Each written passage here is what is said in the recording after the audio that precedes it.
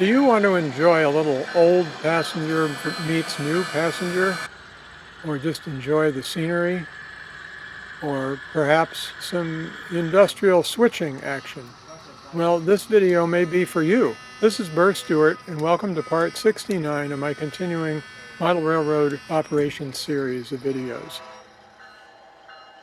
Today we started out with a modern passenger train that Dave Enger brought over, and you can see him here operating it across the drawbridge across the Duwamish River in South Seattle as it approaches the King Street Station in Seattle. And at the same time, we had another operator, Aiden, running the 1973 version of Amtrak's international train between Seattle and Vancouver, BC. So Aiden was waiting there at the siding. You can see him coming to the stop. And in a minute, he's going to come around the loop, and they're going to operate in parallel. This modern passenger train was inspired by a short on my YouTube channel you may have seen. I was down at Car Peak Park and saw the prototype for this train with the engine on each end of different types. And then Dave mentioned that he could replicate it. So despite the fact that this is a 1973 layout, we went ahead and ran the modern train with our archival trains, if you will.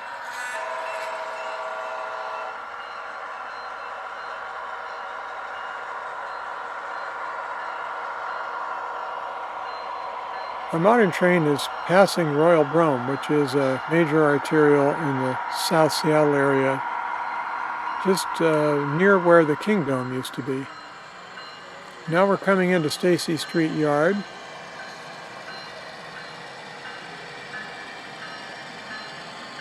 And the old International has caught up with the new International.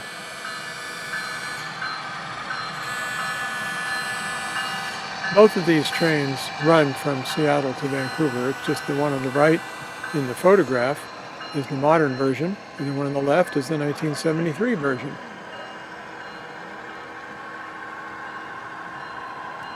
I know this is a little silly, but you've seen silly stuff on this channel. It wouldn't be the first time.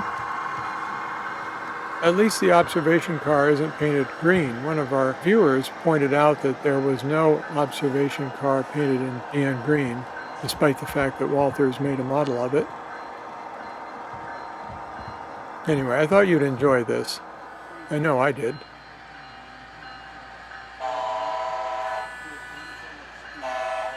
And they're trying to out-honk each other.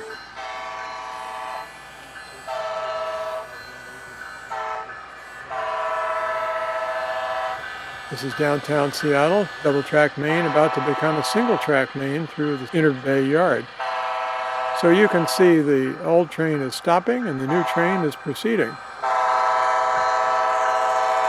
Very nice. You might recognize that GN paint from my earlier short this week.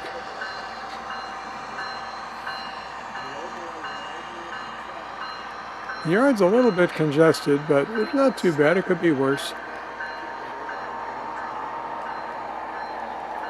One of these days we're going to do some painting on this backdrop so it will look better.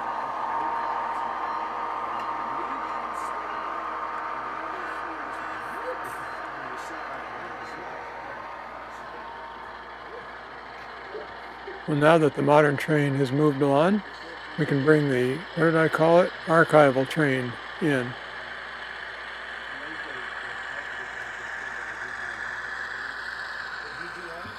This double crossover here is right in front of the Pier 69 headquarters of the Port of Seattle where I used to work, so I got to see a lot of trains there.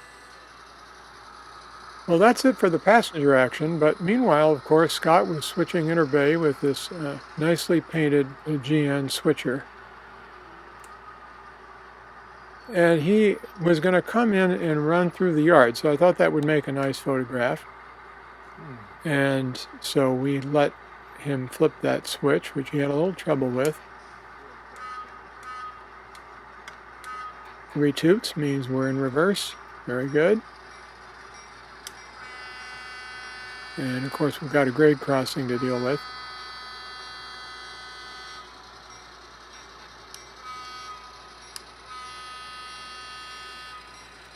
But right around now, Scott looked at the car cards and noticed that he needed to go back and pick up a red Canadian Pacific boxcar over at the old spaghetti factory, which is one of the factories in the corner there by the high-rise buildings. So he just headed right on back and did a very realistic job of picking that one car out of the back of a stack of 3.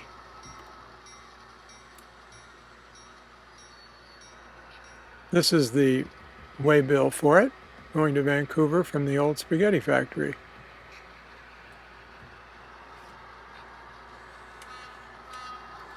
Two toots mean he's going forward, and he's going to take that crossover, I think, and go into the spaghetti factory in the background.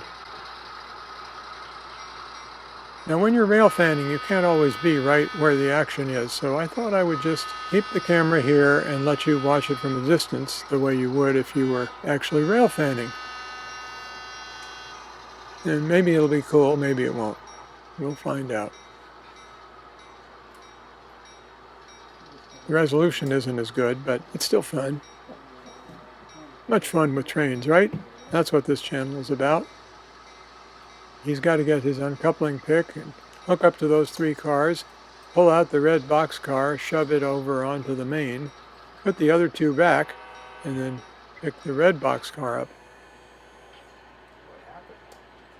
Presumably he's gotten a clearance from the dispatcher to occupy at least that one main track for the duration of this switch move.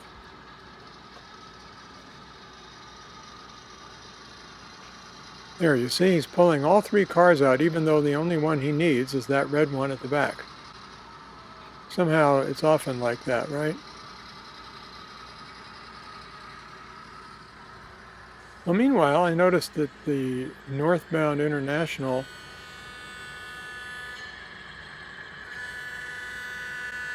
was coming over what we call the Paul Scoles Bridge, because this scene was built by Paul Scoles for his book, Making Realistic Scenery. I just love watching trains go across this.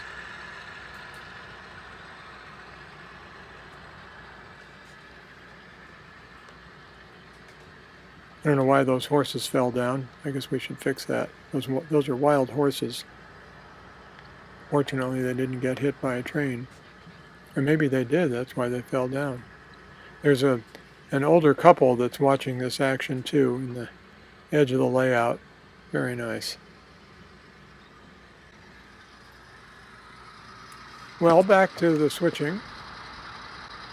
He set out the red car on the main, and now he's shoving those 2 back where they belong.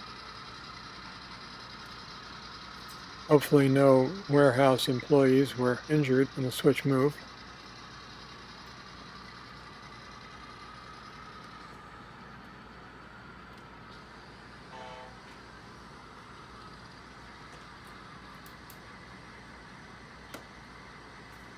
That's the micro mark uncoupling pick that has a nice light stick on it so you can see what you're doing. But you do have to trim the end of it so that it'll work in the HO scale couplers. So he's got a grade crossing down there as well as just needing to blow his horn for directional purposes. Now you'll notice Scott, who is a retired locomotive engineer, you'll notice that he stops for every move that would be made by a brakeman on the ground. So he'll go in here and couple onto this car. Then he'll come back and stop when he gets through the switch so that the brakeman can get out of step off the car and then line the switch correctly. You can see he's using a proto throttle. Someday we'll do a video on that, but we haven't gotten around to it yet.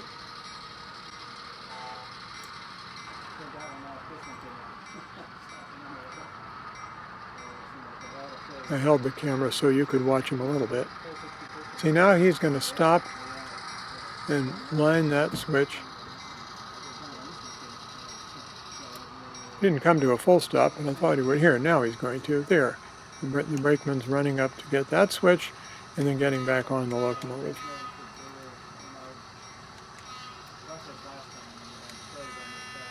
Yeah, there's that grade crossing again, Broad Street. That's a busy intersection there. And now he can bring that one car into the yard and put it on the right track for going up north to Vancouver, BC, which, as you might remember, was the blue color of the waybill that goes along with this red boxcar. Penn Central and Pennsylvania were still things in the 1970s, and since I grew up in Providence, Rhode Island, I like to have a good representation of those East Coast semi-bankrupt roads on my West Coast layout. One of the hazards of working on a model railroad, if you're a scale brakeman, is holding your hand up in the air like that. Did you see that guy? He just doesn't ever seem to put his hand down.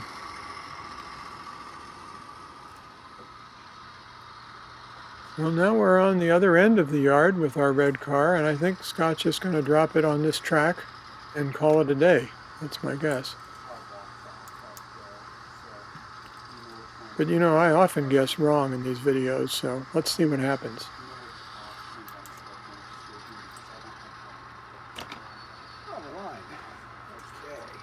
It looks like he stopped to get organized. See, that guy just can't put his hand down.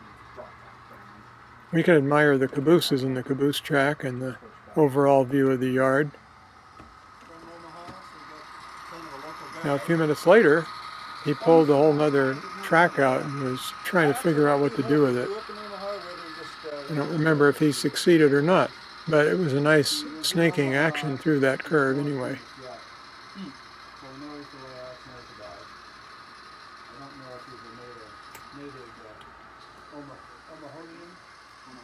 Oh, you know how much I like those cement hopper cars that are nicely weathered with real cement. Scrap loads and gondolas. That's a classic Great Northern boxcar there. That was produced by the Great Northern Railway Historical Society, which is an organization I recommend if you want to learn something about the Burlington Northern in this area.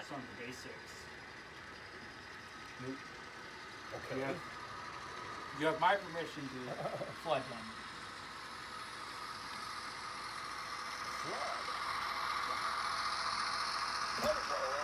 them. Model railroading is a lot of fun. I don't know why he jerked to a stop so quick, but I hope you enjoyed this video. And stay tuned on my channel for many more. Sometimes they have more plot than others, but we do our best. Certainly have a lot of fun, like I said.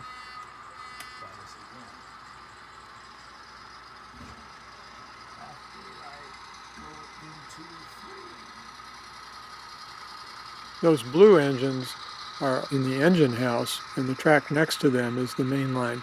It's a single track main line through Interbay, which causes all kinds of issues.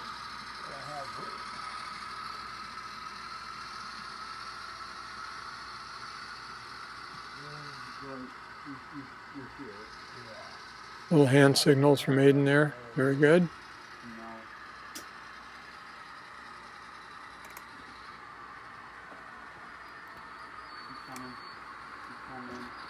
No, I don't have it. I don't have the road. Nope. So, Oh, that's a nice NPF unit there in the background. Let's go take a look at that. Sweet.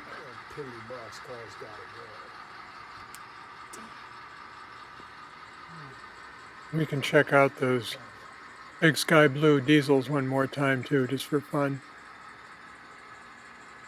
And the caboose track. How about that? Nice.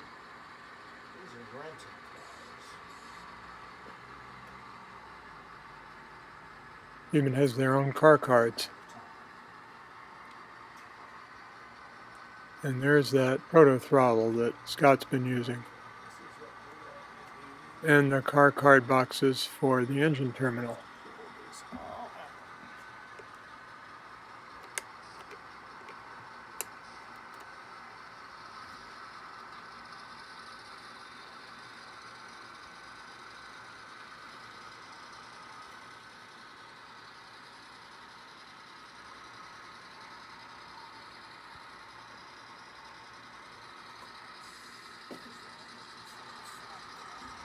So for now, I hope you've enjoyed this video. And this is Burr Stewart wishing you much fun with trains.